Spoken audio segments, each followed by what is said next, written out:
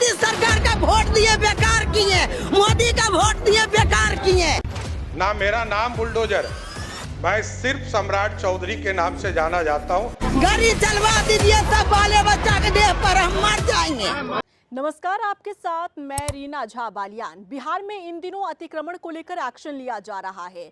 गृह मंत्री सम्राट चौधरी निशाने पर हैं। विपक्ष लगातार सम्राट चौधरी पर निशाना साध रहा है कि गरीबों के घरों को तोड़ा जा रहा है। आपने भी सोशल मीडिया पर कई ऐसे वीडियोस देखे होंगे जिसमें लोग अपना आक्रोश जाहिर करते हुए नजर आ रहे हैं, लोग अपनी नाराजगी जाहिर करते हुए नजर आ रहे हैं। लेकिन इस बीच अगर हम बात करें मैथिली ठाकुर को लेकर, देखिए बीजेपी विधायक मैथिली ठाकुर जो महज 25 साल की हैं और उन्होंने विधानसभा तक का अपना सफर तय किया। ऐसे में उम्मीद की जा रही थी कि जब छोटी उम्र की पढ़ी लिखी अगर युवा विधायक सदन में जाती है तो वो आम जनता की आवाज बन सकती है, युवाओं की आवाज बन सकती है, गरीबों की आवाज बन सकती है। लेकिन हमने देखा कि जब बुलडोजर को लेकर, अतिक्रमण पर एक्शन को लेकर मैथिली ठाकुर से सवाल पूछा गया तब वो बीजेपी की भाषा बोलती हुई नजर आई। उन्होंने सीधे तौर पर यह कहा कि जो एक्शन लिया जा रहा है वो बिल्कुल ठीक एक्शन है और साथ ही साथ उन्होंने ये कहा कि जो गरीबों का घर है उनके लिए पहले इंतजाम किया गया है, सत्ता पक्ष की तरफ से, सरकार की तरफ से इंतजाम किया गया है, उसके बाद एक्शन लिया जा रहा है। अगर वाकई में गरीब लोगों को घर दे दिया गया है तो आखिर ये जो महिला चिल्ला चिल्ला कर रो रही है, अपना दर्द बयां कर रही है, वो आखिर क्या है? पहले आप ये सुनिए, उसके बाद आगे की कहानी आपको बताते हैं। सरकार का वोट दिए, नीतीश कुमार के दिए, मोदी सरकार का वोट दिए। जब हमको आप घर उजाड़ दीजिएगा, गरीब लोग हम कहाँ जाएंगे, कहाँ हम रहेंगे? हम रोड पर सुतेंगे। गाड़ी चलवा दीजिए, सब बाले बच्चा के देह पर हम मर जाएंगे। हाँ, हम मर जाएंगे, मंजूर है। कब से आप रह रहे हैं यहाँ पर? यहाँ हमको 40-50 साल से रह रहे हैं। मेरा बाबे पुरखा रह गया, तो आज खाली करा दिया जा रहा है। आज खाली करवा रहा है। नीतीश सरकार का वोट दिए बेकार किए, मोदी का वोट दिए बेकार किए। क्या मांग करना चाहते हैं? हम लोग का चाहते हैं यही कि कजुआ मेरा जमीन दे दे, घर बनवा दे, यहाँ से हटा दी। तो सुना आपने, ये महिला अपना दर्द बयां कर रही है और कह रही है कि हमने मोदी को वोट देकर गलत किया, हमने नीतीश को वोट देकर गलत किया, हमने बीजेपी को वोट देकर गलत किया, क्योंकि आज हमारे आशियाने को तोड़ा जा रहा है और हमारे ऊपर से घर उजड़ चुका है। अब सवाल ये है कि जब इसी पूरे मुद्दे को लेकर बीजेपी के विधायक मैथिली ठाकुर से जब मीडिया ने सवाल पूछा तब वो ऐसा बयान देती नजर आई जो ये मानिए कि कहीं ना कहीं वो अपनी संवेदनहीनता दर्शाती नजर आ रही है, जो संवेदनशील उन्हें होना चाहिए था। क्योंकि देखिए वो एक ऐसे बैकग्राउंड से आती हैं जो मिडिल क्लास फैमिली से वो बिलोंग करती हैं, राजनीतिक उनका कोई इतिहास नहीं रहा है और जिस तरीके से वो अब सियासत में कूद पड़ी हैं, साथ ही साथ वो विधायक बन चुकी हैं, एक क्षेत्र के जनप्रतिनिधि हैं और अलीनगर का वो प्रतिनिधित्व करती हैं। ऐसे में जब उनकी क्षेत्र की जनता ये उम्मीद कर रही है कि हमारा जनप्रतिनिधि हमारे दर्द को समझेगा, हमारी पीड़ा को समझेगा, बजाय इसके वो बीजेपी की भाषा बोलती हुई नजर आई। उन्होंने कहा कि जो भी हमारी सरकार कर रही है वो सोच समझ कर रही है, बहुत सही वो काम कर रही है और गरीबों से आशियाना तभी छीना जा रहा है जब दूसरी जगह पर उन्हें घर दिया जा रहा है। अगर मैथिली ठाकुर की बातों पर गौर किया जाए और अगर ये माना जाए कि बीजेपी विधायक मैथिली ठाकुर सही कह रही हैं तो क्या ये जो दर्द बयां कर रही है सार्वजनिक तौर पर ये महिला, क्या ये गलत है या फिर झूठा है? क्योंकि आप समझ सकते हैं, देखिए कहते हैं कि राजनीति और सियासत का खेल ऐसा होता है जहां आप जाते हैं तो आपके ऊपर कई तरह के आरोप लगते हैं। बीजेपी विधायक मैथिली ठाकुर की अगर हम बात करें तो देखिए वो संगीत की दुनिया से आती हैं, उनका बैकग्राउंड कोई ऐसा इतिहास ऐसा रहा नहीं है कि पॉलिटिकल बैकग्राउंड से वो आती हो और अच्छी खासी उनकी पॉलिटिकल समझ हो।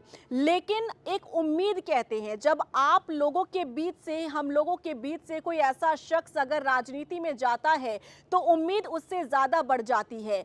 आज लोग सपोर्ट कर रहे हैं मैथिली ठाकुर को या फिर अलीनगर की जनता ने उन्हें सपोर्ट किया सिर्फ इसलिए क्योंकि वो आम जनता के बीच से उठकर गई हैं, उनका कोई पॉलिटिकल बैकग्राउंड नहीं रहा है।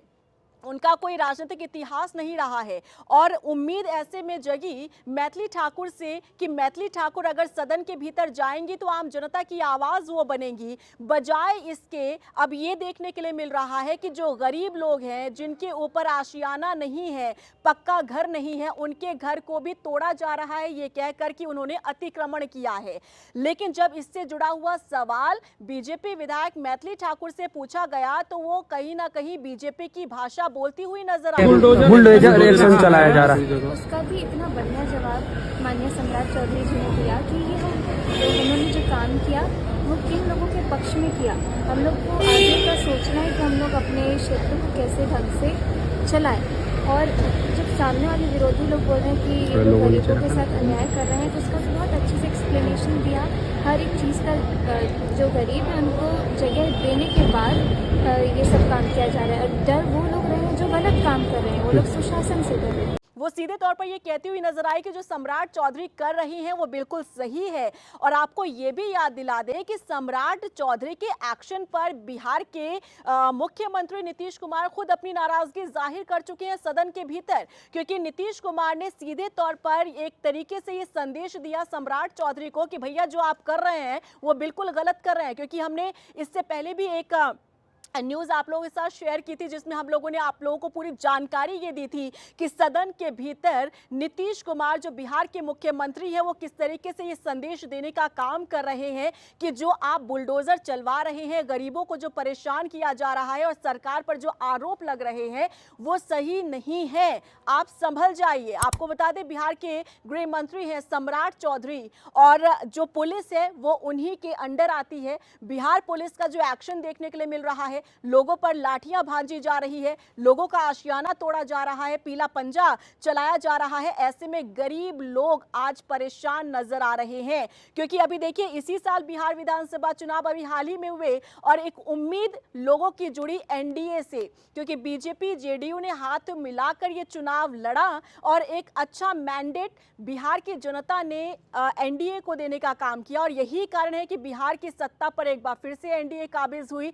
लेकिन अब देखने के लिए मिल रहा है कि जो उम्मीदों पर खरा उतरना चाहिए था, आम जनता की उम्मीदों पर खरा उतरना चाहिए था एनडीए सरकार को, वो कहीं ना कहीं नजर नहीं आ रहा है। अब जिस तरीके से अतिक्रमण को लेकर निशाना साधा जा रहा है या फिर एक्शन लिया जा रहा है उसे लेकर लोग नाराज नजर आ रहे हैं। लेकिन इन सबके बीच मैथिली ठाकुर की चर्चा इसलिए हो रही है क्योंकि मैथिली ठाकुर से उम्मीद लोगों की बंधी हुई थी। दरभंगा जिले की अलीनगर सीट से वो चुनाव जीतकर विधायक बनी है और सदन के भीतर वो गरीब लोगों का या फिर जो आम जनता है उनकी आवाज बनने का काम करेंगी। बजाय इसके सदन के बाहर जब मीडिया ने उनसे सवाल पूछा इस पूरे एक्शन को लेकर तो वो सम्राट चौधरी का समर्थन करती हुई नजर आई और उनका ये कहना था कि सरकार जो कर रही है वो बिल्कुल सही कर रही है। तो क्या आपको वाकई में लग रहा है कि मैथिली ठाकुर का ये संवेदनहीनता वाला जो बयान है क्या वो बिल्कुल सही है?